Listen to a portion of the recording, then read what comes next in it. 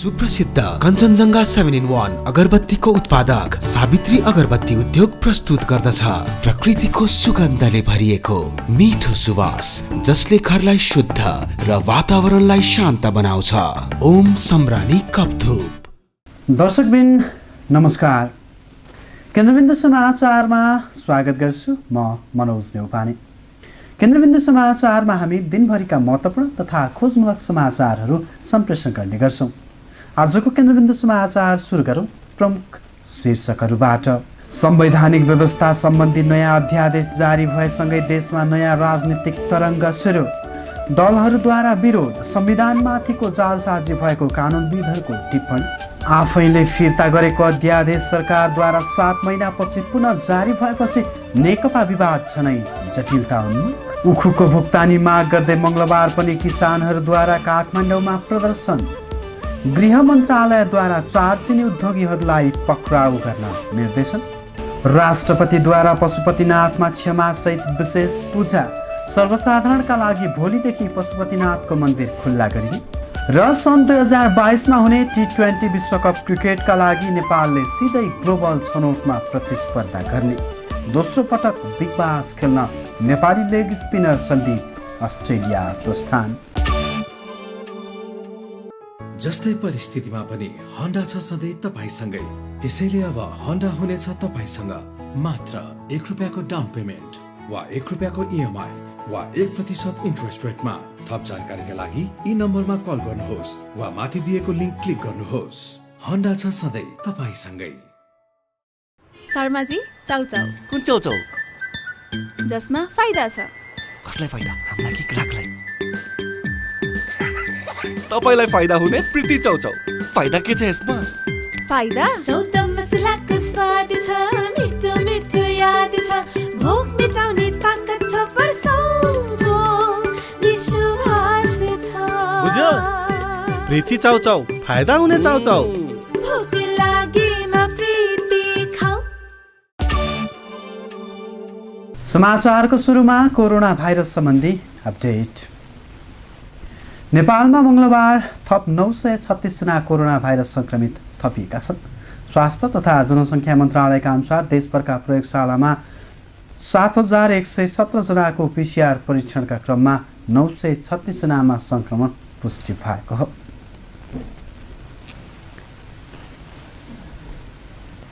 गत 24 घण्टामा 1996 जना सङ्क्रमण मुक्त भएको मन्त्रालयले जनाएको छ। अहिलेसम्म सङ्क्रमण मुक्त हुने 2,38,569 जना रहेका छन्। नेपालमा निको हुने दर 95.3% रहेको छ। कोरोना सङ्क्रमणबाट थप 14 जनाको मृत्यु भएको छ। अहिलेसम्म मृत्यु हुनेको सङ्ख्या 1730 रहेको छ। गत 24 घण्टामा काठमाडौँ उपत्यकामा मात्र 438 जना नयाँ सङ्क्रमित भेटिएका छन्। तीमध्ये काठमाडौँमा 310, भक्तपुरमा 42 र ललितपुरमा 86 जना सङ्क्रमित थपिएका हुन्। यस्तै विश्वभर कोरोना सङ्क्रमितको सङ्ख्या 7,33,00,000 माथि पुगेको छ। त्यस्तै सङ्क्रमणपछि निको हुनेको सङ्ख्या 5,14,63,000 बढी भएको छ। यस्तै सङ्क्रमणका कारण मृत्यु हुनेको सङ्ख्या 16,33,000 नाघेको छ। अब पुरा समाचार।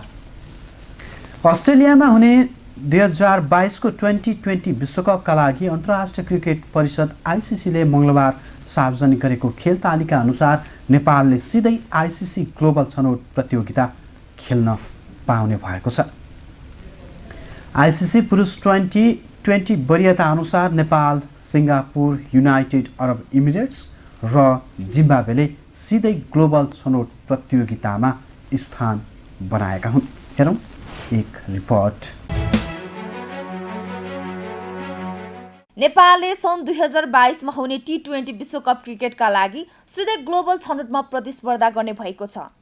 अन्तर्राष्ट्रिय क्रिकेट परिषद ICCले अस्ट्रेलियामा सन् 2022मा हुने T20 विश्वकपका लागि जारी गरेको छनौट प्रक्रिया अनुसार नेपालले सिधै ग्लोबल छनौटमा प्रतिस्पर्धा गर्ने भएको हो। ICCले सोमबार छनौट प्रक्रिया सार्वजनिक गर्दै नेपाल सहित UAE, सिङ्गापुर र जिम्बाब्वेलाई सिधै ग्लोबल छनौटमा स्थान दिएको हो। फेब्रुअरी र मे 2022मा हुने ग्लोबल छनौटबाट 16 टोलीमध्ये कुल 4 टोलीले विश्वकपमा स्थान बनाउने छन्। यसमा सफल भए नेपालले सन् 2022 अक्टोबरमा हुने विश्वकपमा खेल्न पाउनेछन्। 2 समूहमा हुने ग्लोबल छनौटबाट 2 टोली विश्वकपमा खेल्नेछन्। ग्लोबल छनौटमा कुल 16 टोलीले प्रतिस्पर्धा गर्दैछन्। क्षेत्रीय छनौटबाट 8 टोली तथा सन् 2021 को T20 विश्वकप खेलेका विश्व वरियताको पुच्छारमा रहेका 4 टोलीले ग्लोबल छनौटमा प्रतिस्पर्धा गर्नेछन्। क्षेत्रीय छनौटमा अमेरिका र युरोपबाट 2 टोली तथा अफ्रिका र पूर्वी एसियाबाट 1 टोली छनौट हुनेछन्। एसिया छनौटको दुवै समूहबाट 1 टोलीले ग्लोबल छनौटमा खेल्नेछन्। छनौट प्रक्रिया 11 महिना चल्नेछ र कुल 225 खेल हुनेछन्। नेपाल पछिल्लो पटक सिङ्गापुरमा भएको एसिया छनौट प्रतियोगितामा लज्जास्पद प्रदर्शन गर्दै बाहिरिएको थियो। यसपटक भने विश्व वरियतामा राम्रो स्थान भएपछि आइसिसीले नेपाललाई सिधै ग्लोबल छनौटमा स्थान दिएको हो। यता नेपाली क्रिकेट खेलाडी सन्दीप लामिछानेले बिग बास लिग BBL क्रिकेट खेल्न मङ्गलबार अस्ट्रेलिया उडेका छन्। उनी तेस्रो पटक बिग बास खेल्न कतार एयरवेजको उडान मार्फत त्यसतर्फ लागेका हुन्। लामिछाने बुधबार अस्ट्रेलिया पुगेपछि 14 दिनको क्वारेन्टिनमा बस्ने उनका व्यवस्थापक रमन शिवाकोटीले जानकारी दिए। बिग बास भने गत बिहिबारदेखि नै सुरु भइसकेको छ। क्वारेन्टिनमा बस्नुपर्ने भएकोले लामिछानेले सुरुवाती 6 खेल गुमाउने भएका हुन्। यसपटक उनले होवर्ड हुरिकेन्सबाट बिग बास खेल्दैछन्। 9 महिनासम्म बन्द पशुपतिनाथ मन्दिर आज राष्ट्रपति विद्यादेवी भण्डारी मार्फत क्षमा पूजा गरेसँगै सर्वसाधारणका लागि बुधबारदेखि खुल्ला गरिने भएको छ। तथापि रसिद काटेर हुने विशेष पूजा भजन लगायत क्रियाकलाप भने तत्काल सुरु नहुने पशुपति क्षेत्र विकास कोषले जनाएको छ। हेरौँ एक रिपोर्ट। भक्तजनका लागि 9 महिनासम्म बन्द पशुपतिनाथ मन्दिर बुधबारदेखि खुलाउन राष्ट्रपति विद्यादेवी भण्डारीले मन्दिर परिसरमा क्षमा पूजासहित विशेष पूजा गरेकी छिन्। प्राचीन कालदेखि नियमित रूपमा हुँदै आएको भक्तजनको प्रवेश विश्वव्यापी रूपमा फैलिएको कोरोना भाइरसको सङ्क्रमणबाट बच्न बन्द गर्न बाध्य भएपछि क्षमा माग्न आज राष्ट्रपति भण्डारीले पूजा आराधना गरेकी हुन्। उक्त अवसरमा पशुपतिनाथ मूल मन्दिरमा कोषका तर्फबाट विशेष पूजासहित 1.25 लाख दीप प्रज्वलन गरिएको पशुपति क्षेत्र विकास कोषका कोषाध्यक्ष डाक्टर मिलन कुमार थापाले बताए। यसैगरी पशुपति मूल मन्दिर परिसरका वासुकीनाथ, जलनारायण, लाल गणेश, सूर्यनारायण, कीर्तिमुख भैरव, उन्मत्त भैरव, अष्टमातृका, नवग्रह, हनुमान, सत्यनारायणको समेत पूजा आराधना गरिएको छ। पशुपतिनाथ मन्दिर स्वास्थ्य सुरक्षाका विधि अपनाएर पुस 1 गते बुधबारदेखि खोल्न लागि कोषका सदस्य सचिव डाक्टर प्रदीप ढकालले जानकारी दिएका छन्। पहिलो चरणमा पुस 1 गतेदेखि मन्दिरको पश्चिम ढोकाबाट भक्तजनलाई प्रवेश गराई दर्शनपछि पश्चिम ढोकाबाट नै बाहिर निस्कने व्यवस्था गरिएको छ। मन्दिर प्रवेश गर्ने भक्तजनले अनिवार्य रूपमा मास्क लगाउनु पर्नेछ। स्वास्थ्य तथा जनसङ्ख्या मन्त्रालयले बनाएको मापदण्ड पूर्ण रूपमा पालना गरी भक्तजनलाई 2 मिटरको दूरीमा राखेर दर्शन गराइने व्यवस्था छ। मन्दिर बुधबारदेखि खुले पनि रसिद काटेर हुने विशेष पूजा भजन लगायत क्रियाकलाप भने तत्काल सुरु हुने छैन। पहिलो चरणमा परीक्षणका रूपमा बिहान 6 बजेदेखि मध्याह 12 बजेसम्म मन्दिर खुला गरिने कोषाध्यक्ष डाक्टर थापाले बताए। 9 महिनादेखि मन्दिर बन्द हुँदा दर्शन गर्न नपाएको जनाउँदै विश्व हिन्दू महासङ्घको नेतृत्वमा विभिन्न धार्मिक संस्थाले पशुपति क्षेत्रमा साङ्केतिक रूपमा विरोध प्रदर्शन गर्दै आएका थिए। लामो समयपछि मन्दिर खोल्न लागि र कोरोनाको त्रास कायमै रहेकाले पशुपति क्षेत्रमा विशेष सुरक्षा सतर्कता अपनाउन लागि पनि कोषले जनाएको छ। यसका लागि सबै सुरक्षा निकायलाई राखेर बैठक गरिएको जनाइएको छ। चैतदेखि नै पशुपति क्षेत्रमा धार्मिक पर्यटक समेत आएका छैनन्। मन्दिर नखुल्दा फूल प्रसाद बेच्न राखिएका पसल पनि 9 महिनादेखि बन्द रहँदा कोषलाई करिब 70 करोड घाटा लागेको कोषका कार्यकारी निर्देशक डाक्टर घनश्याम खतिवडाले बताए। 9 महिनासम्म पनि पशुपति क्षेत्रमा नित्य पूजा, आरती, भोग एवं घाट सेवाका काम भने पूर्ववत रूपमा सञ्चालन भएको थियो। महामारी लगायत कारण यति लामो समय मन्दिर रहेको इतिहास, वंशावली लगायत ग्रन्थमा नपाइएको पशुपति क्षेत्रकै विषयमा विद्यावारिधि शोध गर्नुभएका कोषका पूर्व सदस्य सचिव डाक्टर गोविन्द टन्डनले बताए। कोषले बुधबारदेखि पशुपतिनाथ मन्दिर दर्शन गर्न चाहने भक्तजनलाई अनिवार्य रूपमा मास्क लगाएर आउन तथा भिडभाड नगरी दर्शन गरेर फर्कन अनुरोध गरेको छ। उखु किसानहरूले चिनी उद्योगीहरूबाट पाउनुपर्ने बक्यौता रकमको भुक्तानीका लागि मङ्गलबार पनि प्रदर्शन जारी राखेका छन्। सोमबार उद्योग मन्त्री लेखराज भट्टबाट नक्कली किसानहरूको आन्दोलन रहेको प्रतिक्रिया आएसँगै मङ्गलबार किसानहरूले प्रमाणसहित प्रदर्शन जारी राखेका हुन्। यसै क्रममा गृह मन्त्रालयले 4 चिनी उद्योगीलाई पक्राउ गर्न निर्देशन दिएको छ।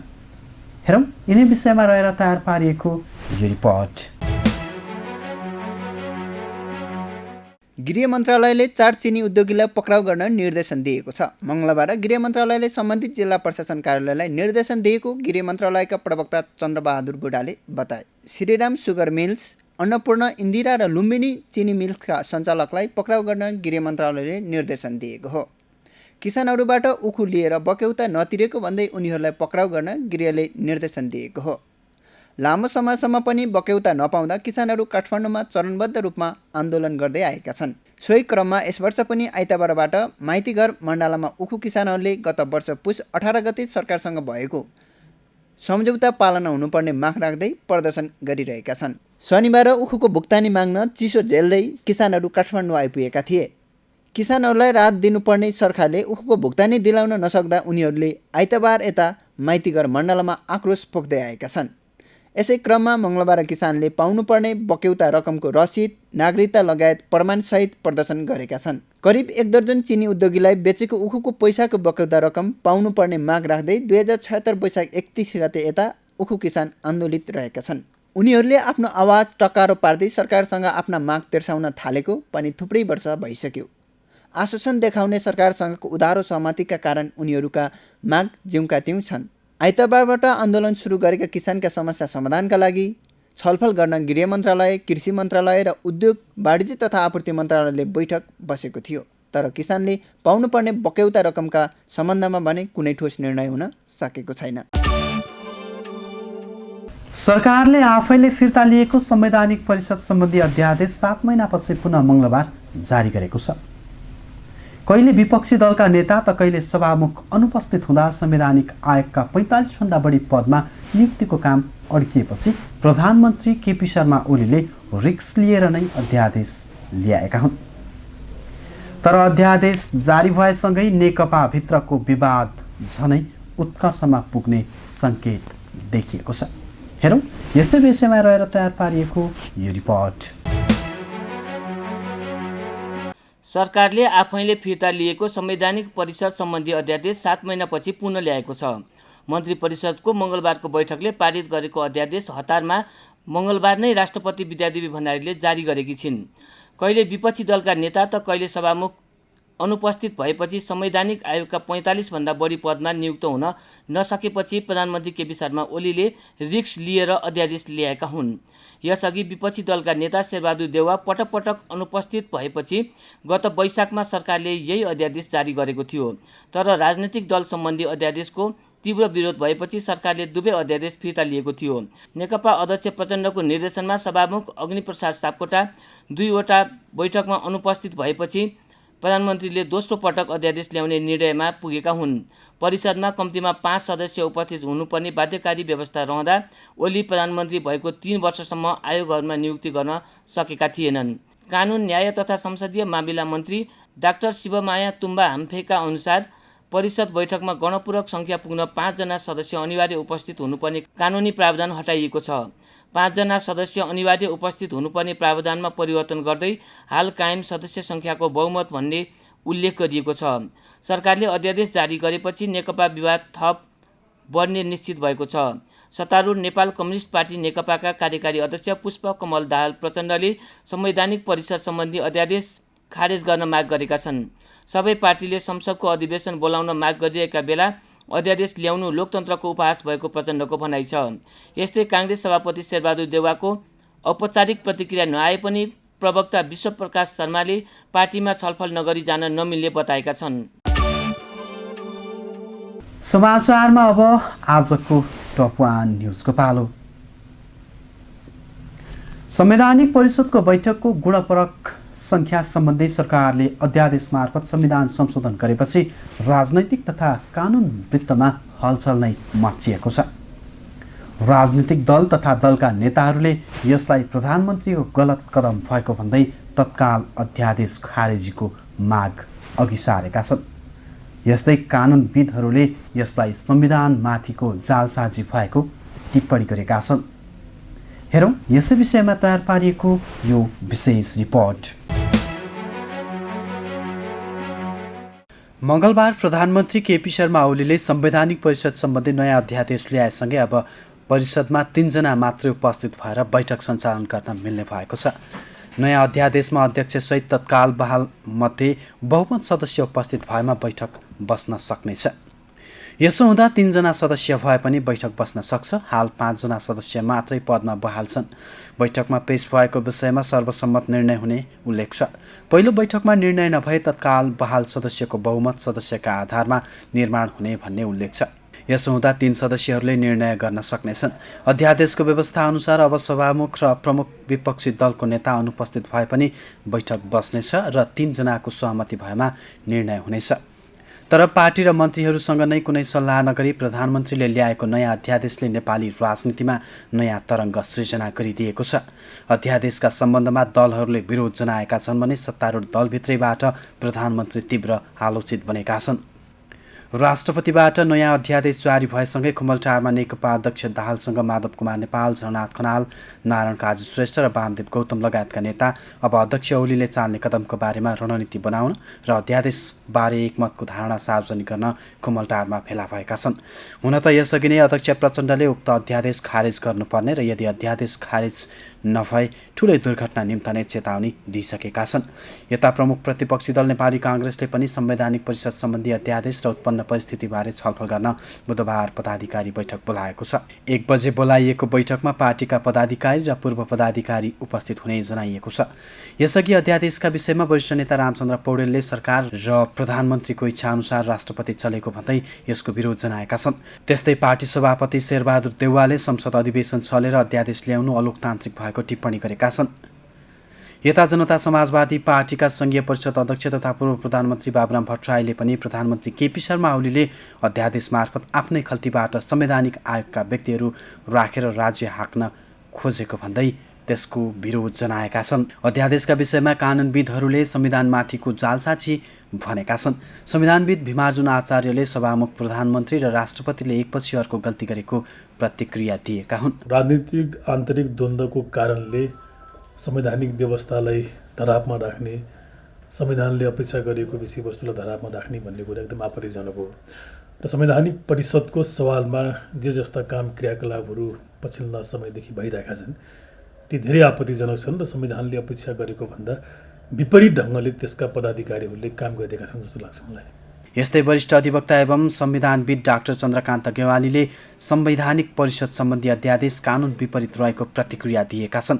विधायिकाको मनसाय अनुसार संसदले बनाएको कानुन हुँदै त्यसमा उल्लेखित व्यवस्थाले बाधा पुर्याएको पुष्टि बिना नै अध्यादेश ल्याउनु विधिको शासन विपरीत भएको उनको दाबी छ। गणप्रमुख सङ्ख्याको 5 जनासम्म उपस्थित हुने अध्यक्षसहित भन्ने विधायिकाको मनसाय जसले चाहिँ संसदले कानुन बनाएको थियो त्यो कानुनको पहिलो नै विपरीत भयो भन्ने मेरो भनाइ हो। यसैबीच प्रधानमन्त्री कार्यालयमा संवैधानिक परिषदको बैठक सुरु भएको छ। बैठकमा राष्ट्रिय सभा अध्यक्ष गणेश तिमल सिन्हा र प्रधान न्यायाधीश सोलेन्द्र शमशेर राणा सहभागी भएका छन्। बेलुका 5 बजेका लागि तोकिएको बैठक केही समय ढिला गरी सुरु भएको हो। पुरानो व्यवस्था अनुसार बोलाइएको संवैधानिक परिषदको बैठक नयाँ अध्यादेशको व्यवस्था अनुसार बसेको हो। हस्त दर्शकवृन्द, आजका लागि केन्द्रबिन्दु समाचार यही सकिन्छ। भोलि पुनः यसै समयमा हामी उपस्थित हुने नै छौँ। तबसम्मका लागि बिदा दिनुहोस्। केन्द्रबिन्दु न्युज हेर्दै गर्नुहोला। नमस्कार।